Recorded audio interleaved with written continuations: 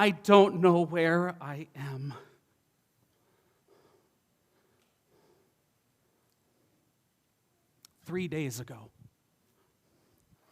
Just 3 days ago, I was back in my hometown of Capernaum in the tax booth, a loyal guard at each side.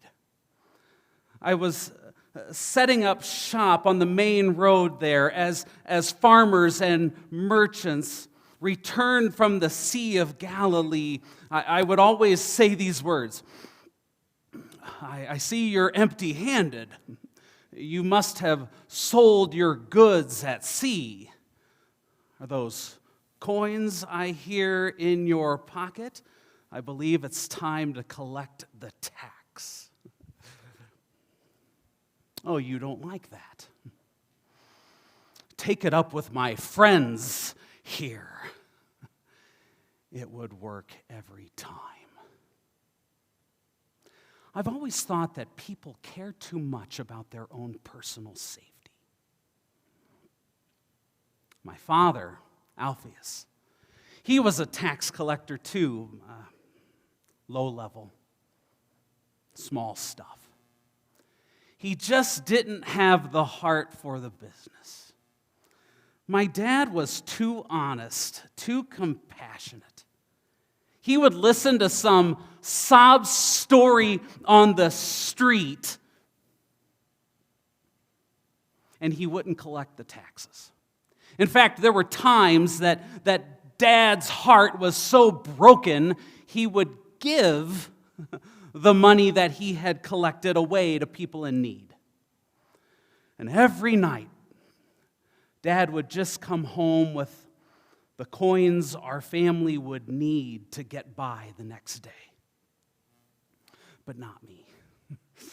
Not me. When I was old enough to enter into the business, I developed this ruthless attitude. I was not going to live hand to mouth anymore. It's all about the guards. It's all about getting the right guards. You see, I found the nastiest, strongest, biggest guards that I could possibly find. If you've got a good set of guards, you can make a lot of money.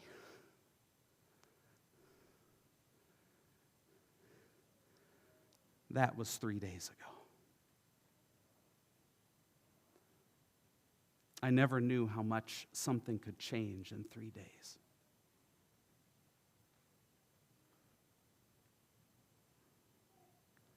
And I wonder if I could go back. So there I was on the road in my tax booth, off in the shadows. You always want to set up in the shadows because if somebody sees you as they come toward you, they will stop, they will turn around, and they will go home some other way. And so sitting there in the shadows, in the booth, I saw this man, and he was walking toward me. That never happens. He was walking directly toward me. There was a group of people behind him, and this man, his eyes were locked on me, and he just kept coming toward me. He didn't look angry, but the closer he got, the guards, they closed in. And he stopped right about there, and he looked at me, he looked in me, and he said, "Follow me." And that's when I could tell. That's when I could tell that he was one of those teachers. He was one of those rabbis. And they have followers. But this group of followers, there was something different about them. Honestly, there was something wrong about them. They looked confused too. They looked stunned. follow me, follow you with them. It almost sounded like some kind of joke. I don't know if he's joking, but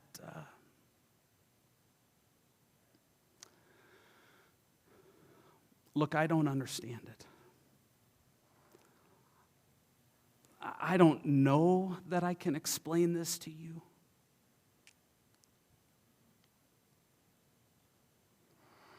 He said, "Follow me."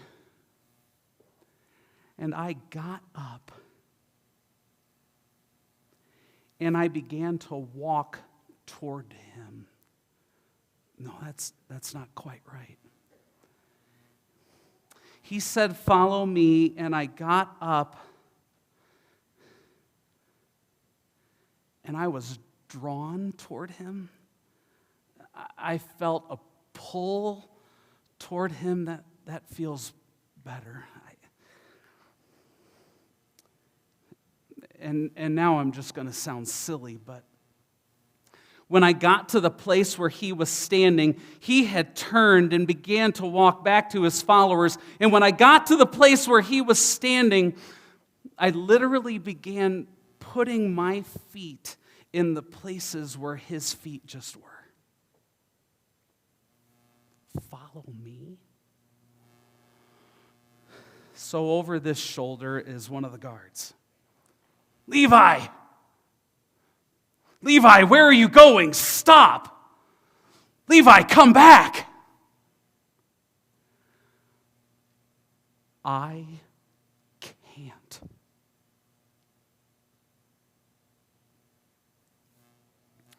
I hear the other guard.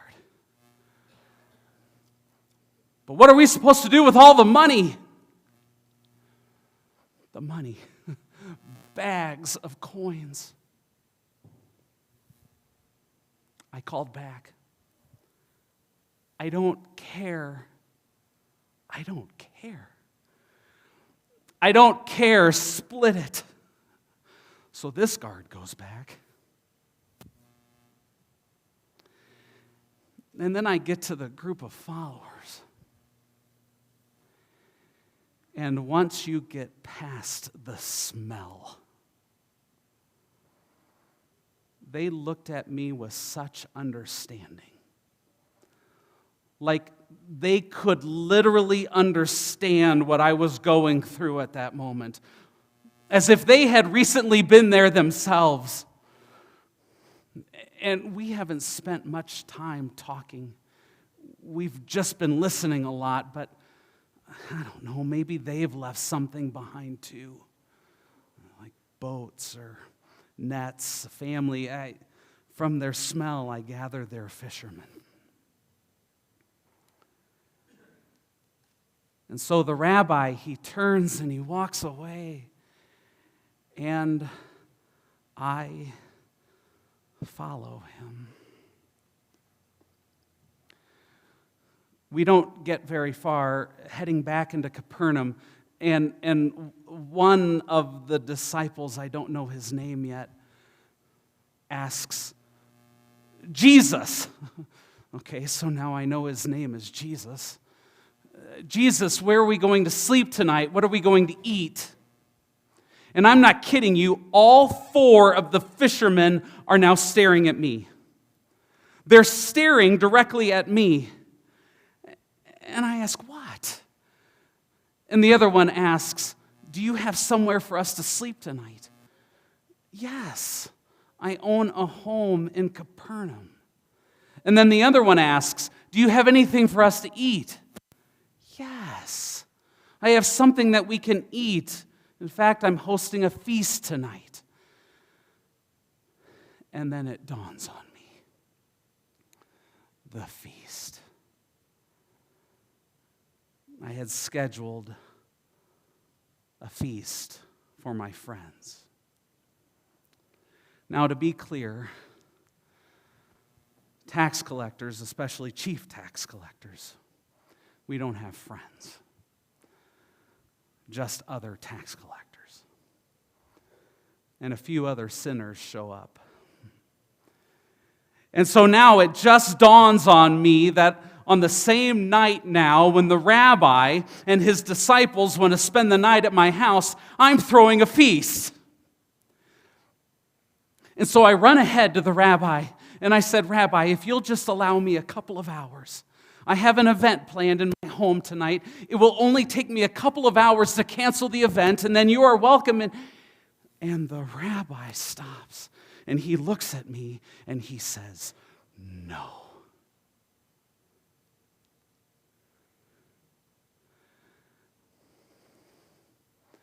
And so we keep walking toward my home, and honestly, I don't remember giving him directions. And we get to my home, and I begin to prepare for the feast. And then the tax collectors start showing up, one by one. And every time a tax collector walks inside my door, I look to Jesus, and I wonder if he's going to look at them with some type of distaste or disapproval. But he never does. He welcomes each tax collector and every sinner into my home.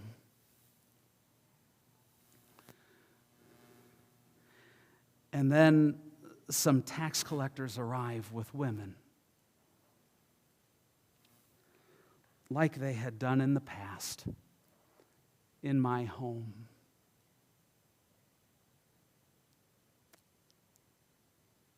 And Jesus greets all of them.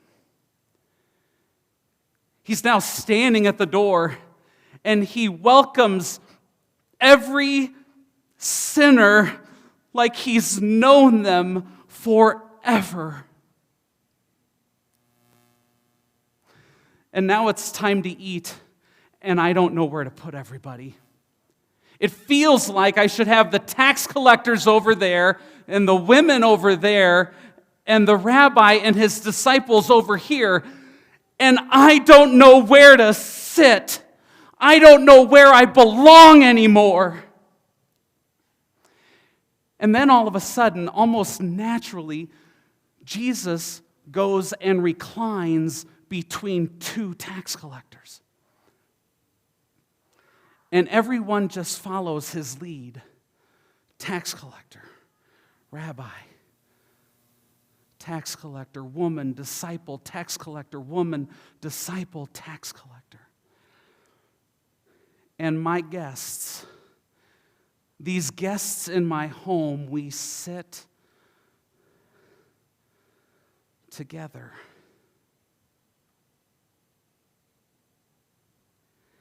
And never once did Jesus scold. Never once did Jesus judge. Never once did Jesus act like he was better than the rest of us, but I get this feeling that somehow he is.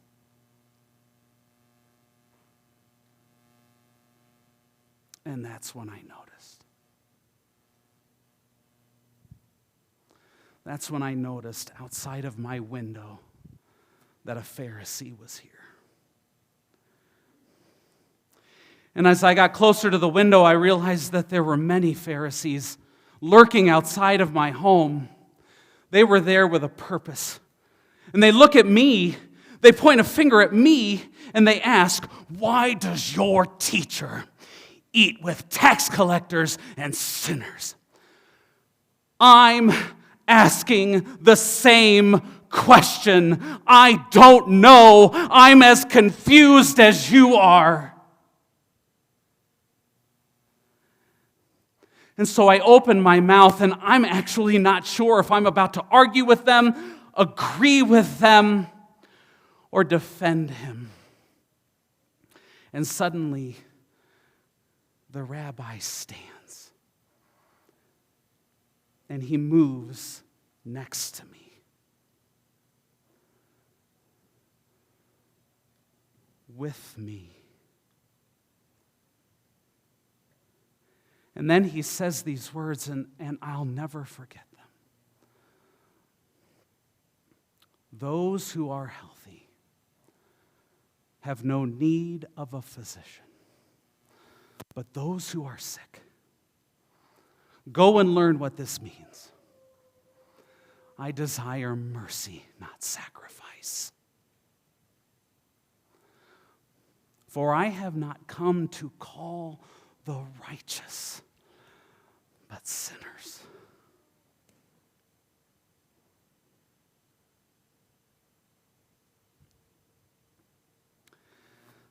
They stared at him for the longest time.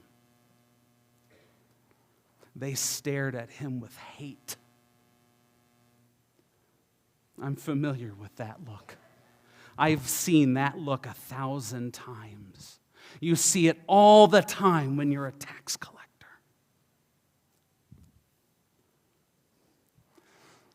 And all of a sudden, the group of Pharisees, they turn and they leave with their long, flowing, colorful robes behind them.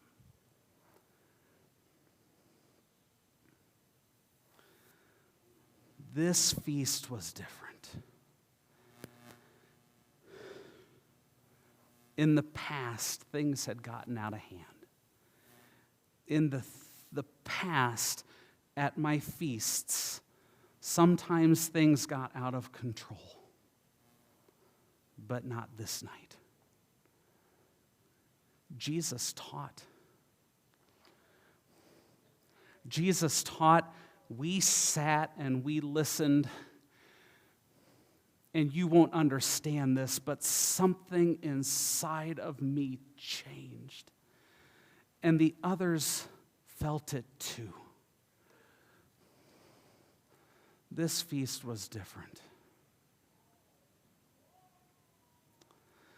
The next morning, it took the fishermen and I almost an hour to find the rabbi. We looked everywhere. I thought, he's gone. I left my life, and he's gone. We found him. He was sitting up on the hillside, overlooking the city of Capernaum, overlooking the Sea of Galilee. We found him. We didn't dare interrupt him. We didn't say a word. But after several minutes, the rabbi stood. He drew in a deep breath. He exhaled. And he started walking.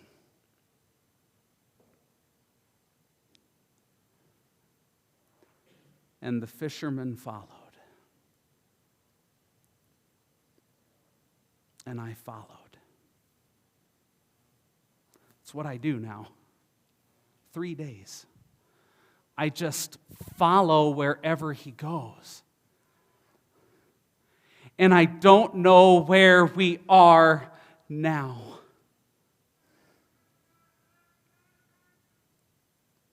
That's all we do. We go from place to place, telling other people that they should come and listen to the rabbi. Listen to him teach. Yesterday, he was teaching about fasting. And while we were there, one of the religious leaders, one of the synagogue rulers, they came running toward the rabbi, and I could only think, here we go again. But this time, the synagogue ruler, he threw himself down at the feet of Jesus and begged him to come and heal his dying daughter. And we went. I followed. That's my life now. Come, listen to the rabbi. Your life will be changed. Come, listen to the rabbi. Your life will be changed. Come, listen to the rabbi. Your life will be changed. Is it really all this simple? Levi, Matthew, it's time to go.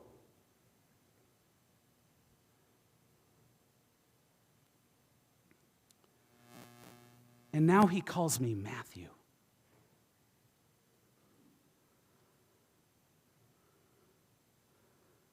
I am so confused.